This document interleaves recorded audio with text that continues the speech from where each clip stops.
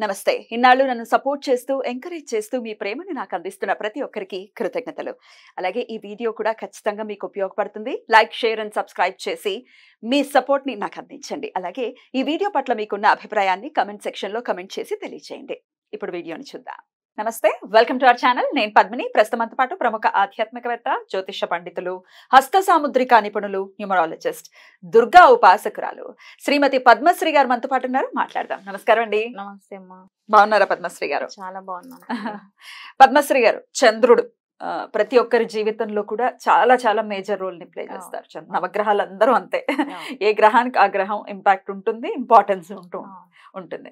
అయితే 2.5 రోజుల్లో మారిపోయేటటువంటి చంద్రుడు ఖచ్చితంగా చాలా వేవరింగ్ ని క్రియేట్ చేస్తారు.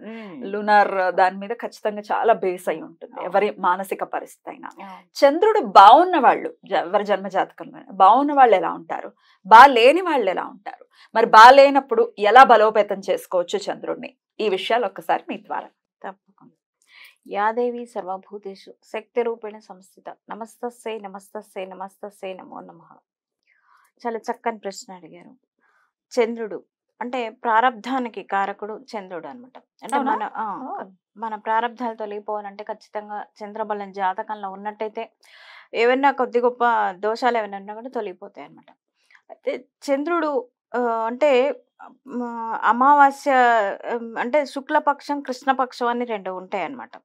అయితే ఈ శుక్లపక్షం, కృష్ణపక్షంలో కనుక అంటే జన్మించిన వారికి చంద్రబలం పెరగాలి అంటే ఖచ్చితంగా శుక్లపక్షం అంటే శుక్లపక్షంలో జన్మించిన వారికి చంద్రబలం ఎక్కువగా ఉంటుంది. అంటే పౌర్ణమి ముందు వరకు పుట్టిన పౌర్ణమి వరకు కూడా అనుకోవచ్చు కదా. అవును, వాళ్ళకి ఎక్కువ చంద్రబలం ఎక్కువగా ఉంటుంది. పౌర్ణమి తర్వాత పుట్టిన వాళ్ళకి తక్కువ ఉంటుంది, కొద్దిగా ఉంటుంది. అలాగే చంద్రుడితో ఉన్నటువంటి గ్రహాలను కూడా మనం చూసుకోవాలి. అయితే పాపగ్రహాలతో కలిసి ఉంటే కాస్త ఇది కావటం. అయితే అసలు మెయిన్ జీవితంలో అంటే మానవ జీవితంలో చంద్ర ప్రభావం చాలా ఉంటుంది. ఎందుకంటే మనఃకారకుడు చంద్రుడు. మన మనస్సు బాగుంటేనే మనం ఏ పనైనా చేయగలుగుతాం. శరీరం మొత్తం బాగున్నా సరే మనసు బాగాలేదనుకోండి మనం ఏమి కూడా చేయలేం. కాబట్టి మనస్సు బాగుండేలాగా అంటే చంద్రబలం పెరగాలి అంటే ఏం చేయాలి అంటే ఎక్కువగా చంద్రుడి ఆరాధన, అలాగే శివారాధన ఎక్కువగా చేసుకున్నట్టయితే చాలా బాగుంటుంది. అలాగే చంద్రబలం ఎక్కువ ఉన్న వాళ్ళకి లక్ష్మీ కటాక్షం కూడా ఉంటుంది. ఎందుకంటే మనం శ్రీ సూక్తంలో చెప్పుకుంటాం. ఎందుకంటే లక్ష్మీదేవి చంద్రుడి సహోదరిగా చెప్పుకుంటాం. కాబట్టి చంద్రబలం ఎక్కువ ఉన్న వాళ్ళకి లక్ష్మీ కటాక్షం, అలాగే ఆకస్మిక ధనలాభం కావాలన్నా కూడా చంద్రబలం తప్పకుండా ఉండాలన్నమాట. అయితే అది పెరగాలంటే మనం ఏం చేయాలంటే అది తక్కువగా ఉన్న వాళ్ళకి ఎలా ఉంటుందంటే ముఖ్యంగా తల్లితో రిలేషన్స్ అంత బాగుండవు అనమాట. తల్లితో గొడవలు కావటం, ఆ అమ్మాయిలు కానీ అబ్బాయిలు కానీ ఎవరికైనా సరే గొడవలు కావటం ఎందుకో తెలీదు. తల్లికి వీళ్ళకి కాస్త కమ్యూనికేషన్ అనేది చాలా తక్కువగా ఉంటుంది. పాపం వారు చాలా చాలా ఇబ్బందులకు గురి అవుతూ ఉంటారు. అందులో మెయిన్ గా తల్లి, మనం ఏ కష్టం వచ్చినా చెప్పుకునేది తల్లికే. మనం భూదేవి అంత ఓర్పు సహనం మళ్ళీ తల్లికే చెప్తాం మనం. కాబట్టి ఆ తల్లి దగ్గరే వీళ్ళకి వ్యతిరేకత ఉంటే పాపం వీళ్ళు ఎవరి దగ్గర చెప్పుకోగలుగుతారు, చాలా చాలా ఇబ్బందులకు గురవుతారు. అందులో ఆడపిల్లలు ముఖ్యంగా పుట్టింటికి వెళ్ళాలన్నా తల్లితోని బాగుంటేనే వాళ్ళు ఫ్రీక్వెంట్ వెళ్ళి రాగలుగుతారు. కాబట్టి చంద్రబలం పెంచుకోవాలి. ఏం చేయాలి, చక్కగా ప్రతి పౌర్ణమికి కూడా వీళ్ళు ఒక ప్రత్యేకమైనటువంటి సాయంత్రం అంటే ఉదయం పూట మామూలుగా దీపారాధన అంతా కూడా చేసుకుని సాయంత్రం పౌర్ణమి ఘడియల్లో వీరు ప్రత్యేకమైనటువంటి పూజలు చేసుకున్నట్టయితే అద్భుతంగా ఉంటుంది. ఏంటి ఆ ప్రత్యేకమైన పూజలు? చక్కగా లలితా సహస్రనామ పఠనం కనుక వీరు చేసుకున్నట్టయితే, అంటే ఏక ఆసనం మీద కూర్చొని అంటే ఒకటే ఆసనం మీద 9 సార్లు లలితా సహస్రనామం పఠించినట్టయితే లేవకుండా చేసుకోగలిగితే మంచిదే. లేదు ఇలాగ చైర్ లో అంటే కింద కూర్చోలేరు, ఇప్పుడు అంతే, అందుకని చైర్ లో కూర్చొని అయినా చేసుకోవచ్చు. దాన్ని ఆపకూడదు. మొత్తానికి 9 పౌర్ణములు ఖచ్చితంగా ఇలా చేసుకున్నట్టయితే లలిత సహస్రనామ పారాయణం చాలా అద్భుతమైనటువంటి రెమెడీగా చెప్పుకోవచ్చు. అయితే నివేదన ఏం పెట్టచ్చు అంటే పెరుగన్నం నివేదన పెట్టి వారి కుటుంబ సభ్యులు మాత్రమే భుజించినట్టయితే ఇలా కొద్ది రోజులు చేస్తే ఆర్థికంగా బాగుంటుంది. అలాగే తల్లితోని కమ్యూనికేషన్ బాగుంటుంది. ప్రశాంతంగా పుట్టింట్లో ముఖ్యంగా ఆడపిల్లలకు ప్రశాంతంగా వెళ్ళి తల్లితోని కమ్యూనికేషన్ బాగుంటే వెళ్ళి రాగలగటం ఇదంతా కూడా ఉంటుంది. అయితే చంద్రగ్రహం బాగున్న వాళ్ళకి ఎలా ఉంటుంది అనేది చెప్పుకుందాం. బాగున్న వాళ్ళు ఎలా ఉంటారంటే చాలా మంది కూడా చూడండి తల్లి కోసం పెళ్లి చేసుకొని అమ్మాయిలు అబ్బాయిలు కూడా ఉంటారు. మా తల్లి కోసం అంటే ఇంకా మా తల్లిని చూసే వాళ్ళు ఎవరు లేరు అని చెప్పి, అంటే అంత ప్రేమాభిమానాలు ఎక్కువగా ఉంటాయి అన్నమాట. అంటే జీవితాన్ని సైతం పణంగా పెడతారు. అంత అంత ఎక్కువగా ఉంటుంది అన్నమాట. తల్లి మీద ప్రేమ ఎక్కువగా ఉంటుంది. అలాగే మేనమావలతోని కూడా వీళ్ళకి అనుబంధం ఎక్కువగా ఉంటుంది. అంటే మన జన్మ జాతకాల్లో చంద్రుడి అంటే ఖచ్చితంగా తల్లి యొక్క అంటే మాతృ కారకంగా చెప్పుకుంటాం అనమాట జాతకంలో చంద్రుడిని. కాబట్టి ఈ తల్లితో ఉండేటువంటి రిలేషన్ అని బాగున్న వాళ్ళకి ఇలా ఉంటుంది, బాగలేని వాటికి మనం ఇందాక చెప్పుకున్నట్టుగా ఇలా ఇబ్బందులు పడుతూ ఉంటారనమాట.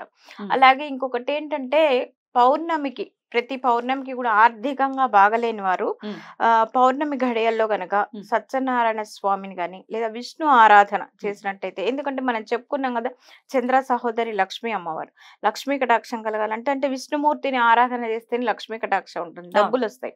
ఎందుకని ఆ అమ్మవారికి అయ్యవారిని పూజిస్తేనే చాలా సంతోషం. అలాగే అంతే కదా, మన భర్తల్ని గౌరవిస్తే అదో మనకి అసలు సిసలు గౌరవం. అందుకని ఖచ్చితంగా విష్ణు ఆరాధన అనేది కూడా చక్కగా సాయంత్రం పూట ఏం చేస్తారంటే ఇల్లు వాకిళ్ళు అంతా కూడా శుచిగా శుభ్రంగా చేసుకొని, అంటే ఇక్కడ సత్యనారాయణ వ్రతం అనగానే మనం ఏం చేస్తామంటే ఆ చుట్టాలు పక్కాలు గందరగోళం ఇదంతా అక్కర్లేదు. చక్కగా మీ కుటుంబ సభ్యుల వరకు కూర్చొని చేసుకున్నారనుకోండి ప్రశాంతంగా ఉంటుంది. దేవుడి మీద కాన్సన్ట్రేషన్ భక్తి భావన అనేది నిలుస్తుంది. మనం ఈ బంధువులు హంగు ఆర్భాటం చేసాం అనుకోండి, ఆ వచ్చిన వాళ్ళని చూసుకోవడానికి అరే వారు భోజనాలు చేశారా లేదా, వారు టిఫిన్ చేశారా లేదా, వారిని అటే ఉంటుంది కాన్సన్ట్రేషన్. కాబట్టి నేను ఏం చెప్తానంటే ప్రత్యేకమైన పూజలు మీరు ఏమైనా చేసుకోదలుచుకుంటే మీ కుటుంబ సభ్యుల వరకు మాత్రమే కూర్చొని హ్యాపీగా చేసుకోండి అని చెప్తాను. గుళ్ళల్లో కూడా సామూహికంగా చేస్తుంటారు చాలా విశేషంగా సత్యనారాయణ స్వామి, అవి కూడా బెస్ట్, చాలా బెస్ట్. ఎందుకంటే యద్భావం తద్భవతి, భగవంతుడు ఉన్నాడు అక్కడ, మనల్ని చూస్తున్నాడు, మనం చెప్పేటువంటి బాధ వింటున్నాడు అనేటువంటి స్మరణతో ఉంటే అంటే ఈ కలి యొక్క ప్రభావం కూడా ఉంటుందన్నమాట. ఈ మిగతా యుగాల కన్నా కూడా కలియుగంలో భగవంతుడిని ఒక్కసారి స్మరించుకున్నా చాలు. ఎందుకంటే ఈ కలి ధర్మం ఏంటంటే అసలు ధర్మంగా వెళ్లే వాడికి ముక్తి త్వరగా లభిస్తుంది. వేరే యుగాల్లో కన్నా కూడా ఈ కలియుగంలో అలాంటి ఇది అనేది ఉంటుంది. వెసులుబాటు ఉంది. అయితే మన అదృష్టవంతులమే, చాలా అదృష్టవంతులం. కలికాలంలో పుట్టిన వాళ్ళని చాలా అదృష్టవంతులు. ఎందుకంటే అసలు భగవంతుడి వైపు మనసు వెళ్ళటమే అది ఒక అద్భుతమైనటువంటి ఒక ఇది నామస్మరణం కూడా ముక్తికి మార్గం అవుతుంది అని చాలా మంది చెప్తారు. చాలా నిజం. ఈ కలికాలంలో నిజంగా భగవంతుడిని నామస్మరణ చేసుకోవాలి. ఎందుకంటే ఈ కలి ఏం చేస్తుంటాడు అసలు అటువైపు మనసు వెళ్ళనీయకుండా ఏవో అడ్డుపడుతూ ఉంటాయి. కానీ అవన్నీ దాటుకుంటూ ఎవడైతే భగవంతుడి దగ్గరికి చేరుకుంటాడో వాళ్ళకి ఖచ్చితంగా ముక్తి అనేది లభిస్తుంది. అద్భుతం. అలా లభించాలి. అలాగే చంద్ర అనుగ్రహం ఖచ్చితంగా ప్రతి ఒక్కరికి ఉండాలి, లేకపోతే మానసికంగా చాలా ఇబ్బంది పడిపోతుంది. చాలా మనిషిని ఒక కృంగదీసేస్తుంది అనమాట. మనసు ప్రశాంతంగా జీవితంలో ఏమీ చేయలేం, ఏమీ సాధించాలి. ఆయన అనుగ్రహం కావాలి, ఆయనకు దండం పెట్టాలి ప్రతిరోజు. అదే ప్రారబ్ధకారకుడు చంద్రుడు అన్నాం కాబట్టి చంద్ర భగవానుడి అనుగ్రహం తప్పకుండా ఉండాలి ప్రతి మనిషి జీవితాల్లో. సరే కర్మాల రీత్యా మనం గత జన్మలో చేసుకున్న కర్మాల రీత్యా ఎవరికైనా తక్కువ ఉన్నా సరే ఇప్పుడు ఇలా చేసుకుని మనస్ఫూర్తిగా కోరుకుంటూ కృతజ్ఞతలండి. నమస్తే.